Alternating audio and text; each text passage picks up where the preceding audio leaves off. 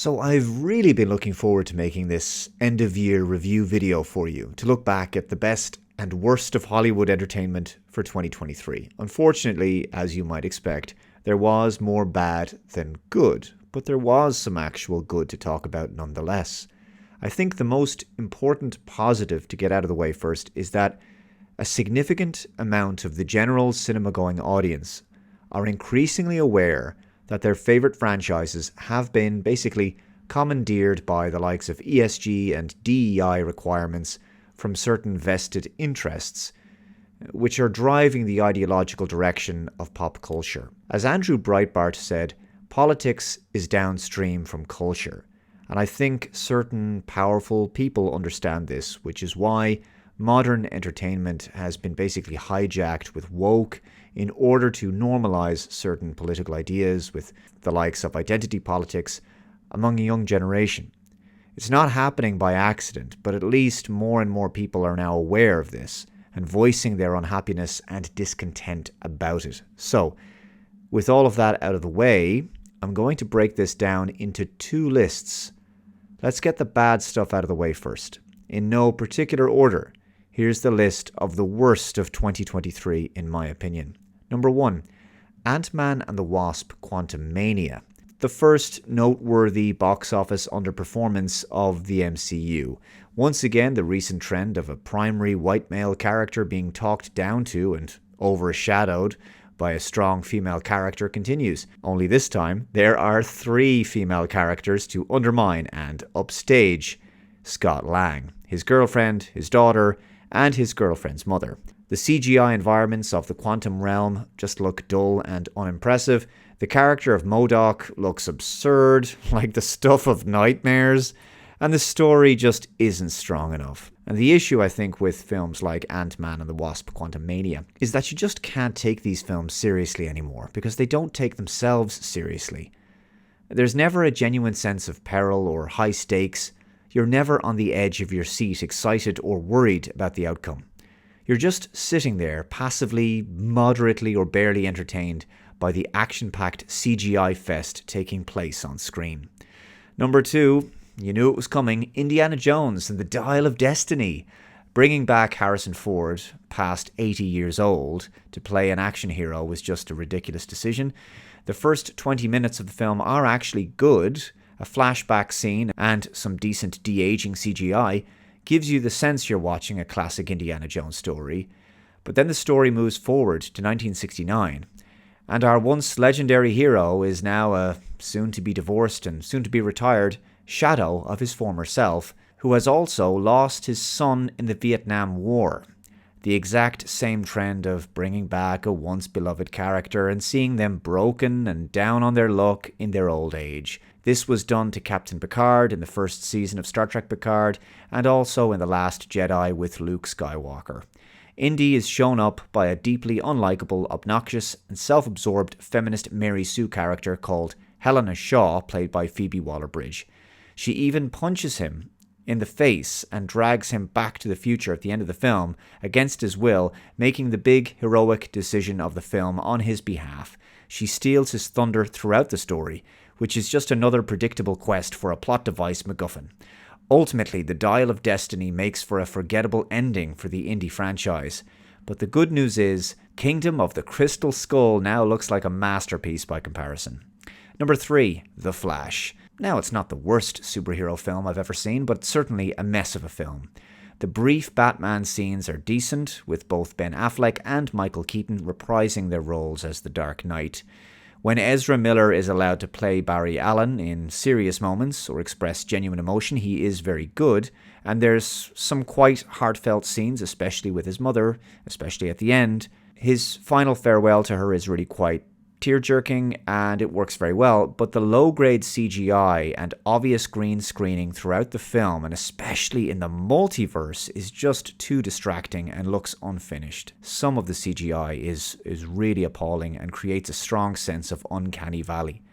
The film is chock full of cameos, with even dead actors brought back to life with CGI, and it just feels very much like cheap nostalgia bait and member berries. The multiverse plot device just doesn't work as well in this film as it did with the likes of Spider-Man No Way Home. The Flash was ultimately unsuccessful at the box office. Number 4, Blue Beetle. The less said about this DC superhero movie, the better.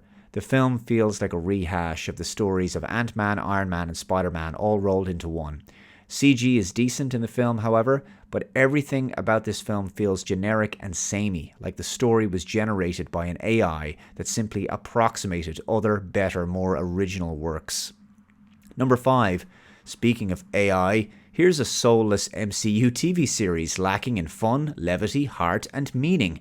Secret Invasion is a 6-part miniseries centered on the character of Nick Fury, and he is just ruined in this series, turned into a broken down shadow of himself and constantly berated and insulted.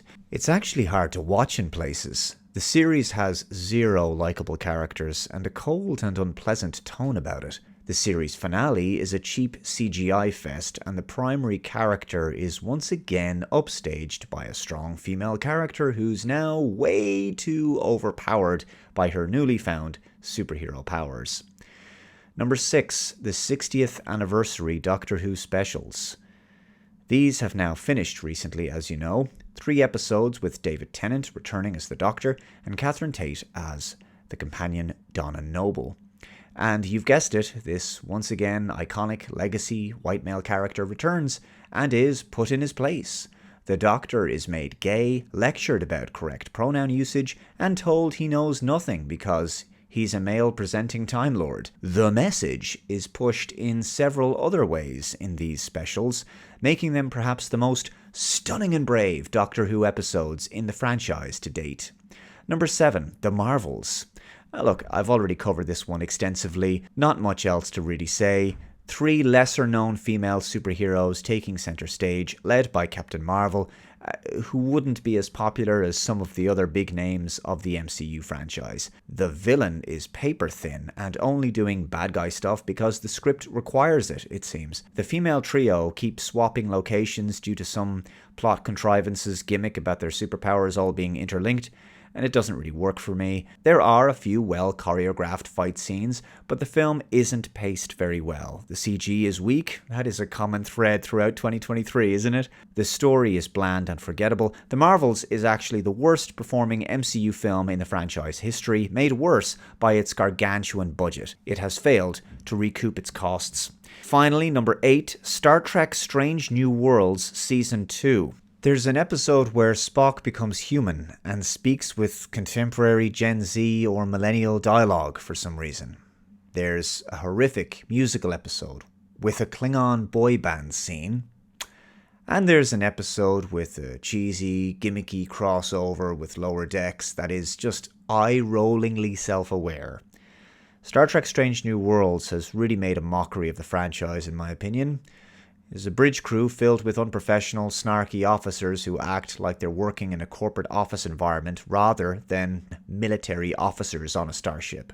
They disrespect the chain of command, giving backchat and attitude to their superiors, especially Captain Pike. And Spock gets treated like a buffoon and an idiot, and he often acts like one.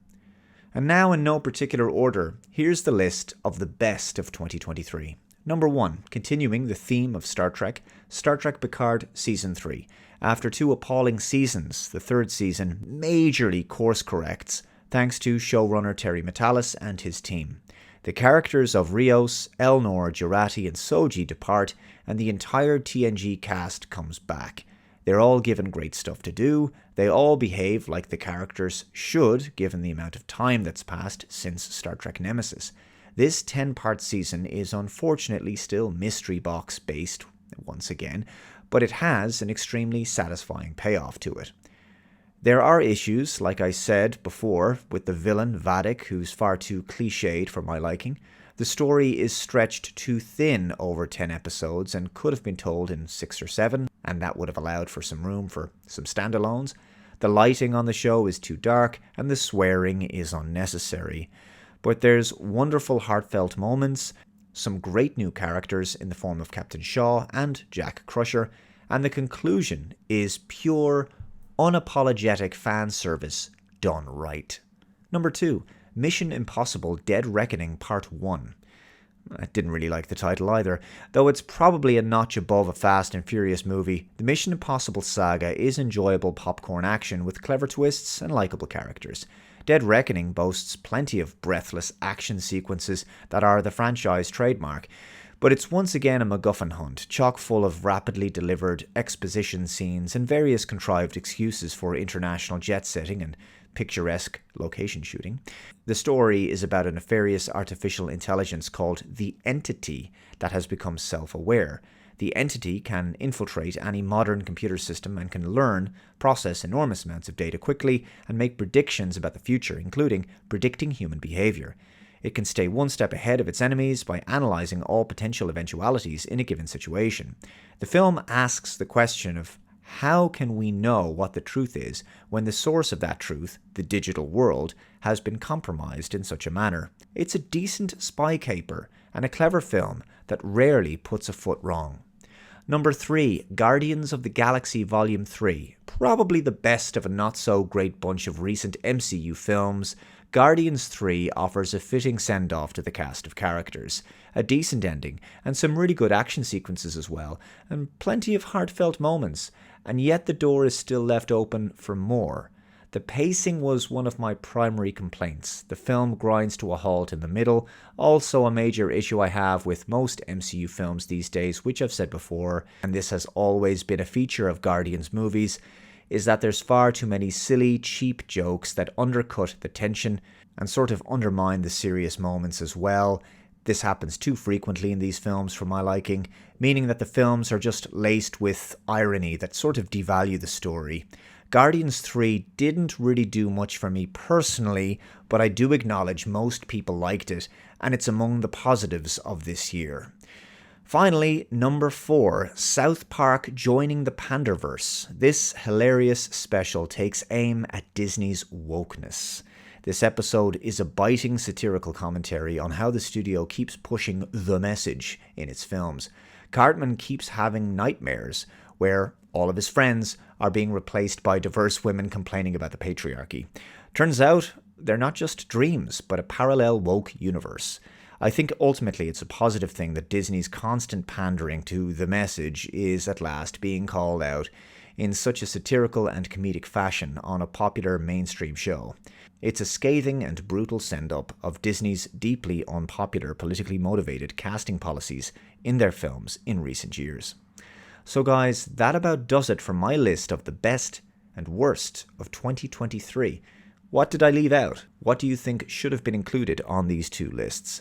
Let me know in the comments below. There's more content coming between now and the end of the year, and be sure to subscribe over on Subscribestar. Become a supporter over there for as little as $1 a month, and you can gain access to more exclusive content. I have an exclusive video for my Subscribestar supporters coming in the next few days.